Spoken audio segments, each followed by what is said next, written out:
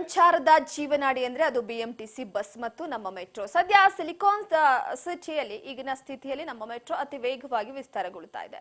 ಅದಕ್ಕಾಗಿ ಬಿಎಂಆರ್ಸಿಎಲ್ ಸಂಸ್ಥೆಯಿಂದ ಸಾಕಷ್ಟು ಸಾರ್ವಜನಿಕ ಆಸ್ತಿಯನ್ನ ಬಳಕೆ ಮಾಡಿಕೊಳ್ಳಲಾಗ್ತಾ ಇದೆ. ಸಾರ್ವಜನಿಕ ಆಸ್ತಿಗೆ ಪರಿಹಾರ ಕೊಡದಂತೆ ಕಾಮಗಾರಿ ನಡೆಸ್ತಾ ಇದೆಯಾ ಎನ್ನುವಂತ ಅನುಮಾನ ಹುಟ್ಟುಹಾಕಿದೆ. ಅರ್ಧ ಜಾಗಕ್ಕೆ ಮಾತ್ರ ಪರಿಹಾರ ಕೊಟ್ಟು ಫುಲ್ ಜಾಗ ಕಬ್ಜಾ ಮಾಡಿದ ಬಿಎಂಆರ್ಸಿಎಲ್. ಕಾಮಗಾರಿ ಸ್ಥಗಿತಗೊಳಿಸುವಂತೆ ಬಿಬಿಎಂಪಿ ಆದೇಶ ಇದ್ರೂ ನಡೆಸುತ್ತಿದೆ ಕೆಲಸ. ಹೌದು, ಬೆನ್ನಿಗನಹಳ್ಳಿ ಗ್ರಾಮ ಪಿಲ್ಲರ್ ನಂಬರ್ BP23 ಬಳಿ ಈಗಾಗಲೇ ಮೆಟ್ರೋ ಕಾಮಗಾರಿ ನಡೀತಾ ಇದೆ. ಮೆಟ್ರೋ ಪಿಲ್ಲರ್ ನಿರ್ಮಾಣಕ್ಕೆ ಅಲ್ಲಿನ ಸಾರ್ವಜನಿಕರ ಆಸ್ತಿಗಳನ್ನು ಬಳಕೆ ಮಾಡಿಕೊಳ್ಳಲಾಗಿದೆ. ಸಾರ್ವಜನಿಕರ ಆಸ್ತಿಗಳಿಗೆ ಪರಿಹಾರವನ್ನೂ ಕೊಡದೆ ಇದೀಗ ಅನುಮತಿಯೂ ಇಲ್ಲದೆ ಅನಧಿಕೃತವಾಗಿ ಮೆಟ್ರೋ ಸಿಬ್ಬಂದಿ ರಸ್ತೆ ಅಗೆಯುವಿಕೆ ಮುಂದುವರೆಸಿದೆ.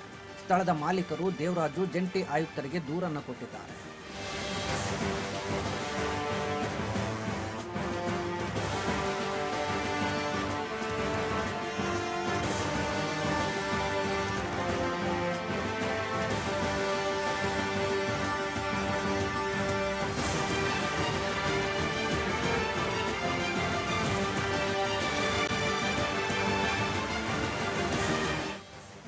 ಬೆಂಗಳೂರು ಮಹಾನಗರ ಪಾಲಿಕೆ ವಾರ್ಡ್ ನಂಬರ್ 50 ಬೆಣ್ಣಿಗನಹಳ್ಳಿ ಗ್ರಾಮದಲ್ಲಿ ನಡೆದಿರುವ ಮೆಟ್ರೋ ಕಾಮಗಾರಿ ನಮ್ಮ ಮನೆಯ ಮುಂಭಾಗದಲ್ಲಿರುವ ಕಾಂಕ್ರೀಟ್ ರಸ್ತೆಯನ್ನು ಹಾನಿ ಮಾಡಿದ್ದಲ್ಲದೆ ಕ್ರೇನ್ ಮೂಲಕ ಹಾಳುಗೆಡಿಸುತ್ತಿದ್ದಾರೆ. ಆದ್ದರಿಂದ ಅಲ್ಲಿ ವಾಸಿಸುವ ಸುಮಾರು 10 ಕುಟುಂಬಗಳಿಗೆ ಓಡಾಡುವುದಕ್ಕೂ ತೊಂದರೆಯಾಗ್ತಿದೆ. ಹಾಗೂ ಕಾಮಗಾರಿಯಿಂದ ವಿಪರೀತ ಧೂಳು ಕೆಸರಿನಿಂದ ಜನರಿಗೆ ಅನಾನುಕೂಲ ಮಾಡಿದ್ದು ಕಾಮಗಾರಿಯನ್ನು ನಿಲ್ಲಿಸುವಂತೆ ಮನವಿ ಮಾಡಿದರೆ ಮೆಟ್ರೋ ಅಧಿಕಾರಿಗಳಾದ ಮಲ್ಲಿಕಾರ್ಜುನ್ ಮತ್ತು ಕುಲಕರ್ಣಿ ಅವರು ಮಾಲೀಕರಿಗೆ ಧಮಕಿ ಹಾಕಿದ್ದು ಅಲ್ಲದೆ ಕೇಸ್ ನಮೂದಿಸಿ ಜೈಲಿಗೆ ಕಳಿಸುತ್ತೇವೆ ಅಂತ ಬೆದರಿಕೆ ಹಾಕ್ತಿದ್ದಾರೆ ಎಂದು ಸ್ಥಳದ ಮಾಲೀಕ ದೇವರಾಜ್ ಆರೋಪ ಮಾಡಿದ್ದಾರೆ.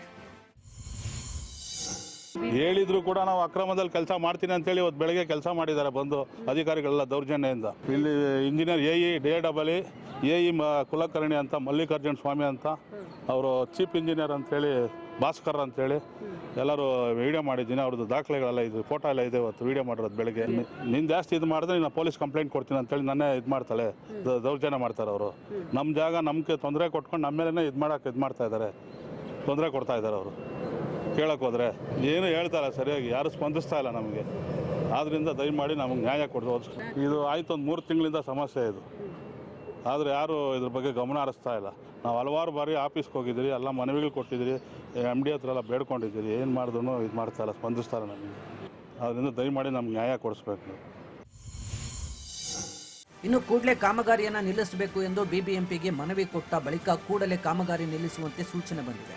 ಹೀಗಿದ್ರೂ ಕೂಡ ಕಾಮಗಾರಿ ನಡೆಸುತ್ತಿದ್ದಾರೆ. ಪ್ರಸ್ತುತ ಕಾಮಗಾರಿ ನಡೀತಿದೆ, ಹಾಗಾಗಿ ಕೂಡಲೇ ಇದಕ್ಕೆ ಸಂಬಂಧಪಟ್ಟ ಅಧಿಕಾರಿಗಳ ವಿರುದ್ಧ ಕ್ರಮಕ್ಕೆ ಮಾಲೀಕ ದೇವರಾಜು ಒತ್ತಾಯಿಸಿದ್ದಾರೆ. ಏನು ಸಮಸ್ಯೆ ಆಗ್ತಾ ಇದೆ? ಅರ್ಧ ಮನೆ ಹೊಡೆದಿದ್ದಾರೆ BMRCL ಅವರು. ಅರ್ಧ ಪರಿಹಾರ ಧನ ಕೊಟ್ಟಿದ್ದಾರೆ. ಅರ್ಧ ಪರಿಹಾರ ಧನ ಕೊಡದೆ ಈ ಕಡೆ ಅಕ್ರಮವಾಗಿ ಕೆಲಸ ಮಾಡ್ತಾ ಇದ್ದಾರೆ. ಕಾಂಕ್ರೀಟ್ ರಸ್ತೆ ಇತ್ತು, ರಸ್ತೆ ಎಲ್ಲ ಹೊಡೆದಾಕಿದ್ದಾರೆ. ಹೊಡೆದು ಚೇಂಬರು ಪೈಪು ಎಲ್ಲ ಹಾನಿ ಮಾಡಿದ್ದಾರೆ. BWSS ಕಂಪ್ಲೇಂಟ್ ಕೊಟ್ಟಿದ್ದೀನಿ, BBMP ಅವ್ರು ಕಂಪ್ಲೇಂಟ್ ಕೊಟ್ಟಿದ್ದೀನಿ, ಆಮೇಲೆ ಪೊಲೀಸ್ನವ್ರು ಕಮಿಷನರ್ ಕಂಪ್ಲೇಂಟ್ ಕೊಟ್ಟಿದ್ದೀನಿ. ಎಲ್ಲರಿಗೂ ದೂರನ್ನು ಕೊಟ್ಟಿದ್ದೀನಿ ನಾನು. ಯಾರು ಕೊಟ್ಟರು ಯಾರು ನನ್ನ ಸರಿಯಾಗಿ ಸ್ಪಂದಿಸ್ತಾ ಇಲ್ಲ. ನಮ್ಮ ದೂರಿಗೆ ಯಾರು ನ್ಯಾಯ ಕೊಡಿಸ್ತಾ ಇಲ್ಲ. ಆಲ್ರೆಡಿ ಮನೆ ಬೀಳುವ ಹಂತದಲ್ಲಿದೆ, ಪಿಲ್ಲರ್ ಇಲ್ಲ, ಏನಿಲ್ಲ.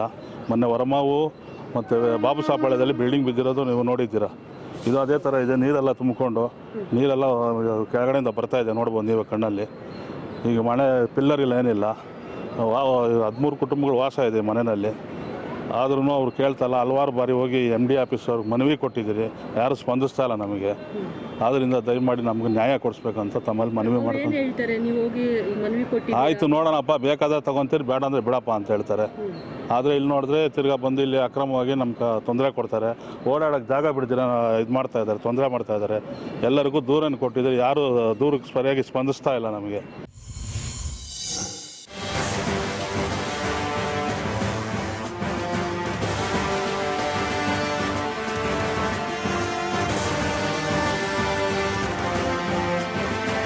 ಇನ್ನು ಸಂತ್ರಸ್ತ ದೇವರಾಜು ಮನವಿಗೆ ಯಾವುದೇ ಅಧಿಕಾರಿಗಳು ಕೂಡ ಸ್ಪಂದಿಸದ ಹಿನ್ನೆಲೆ ನಮ್ಮ ಕರ್ನಾಟಕ ಸೇನೆಯ ಅಧ್ಯಕ್ಷ ಬಸವರಾಜ ಪಡಕೋಟೆ ನೆರವಿಗೆ ಬಂದಿದ್ದು ದೇವರಾಜ್ಗೆ ಸೂಕ್ತ ನ್ಯಾಯ ಒದಗಿಸುವ ನಿಟ್ಟಿನಲ್ಲಿ ಅಧಿಕಾರಿಗಳ ವಿರುದ್ಧ ಪ್ರತಿಭಟನೆಗೆ ಮುಂದಾಗಿದ್ದಾರೆ.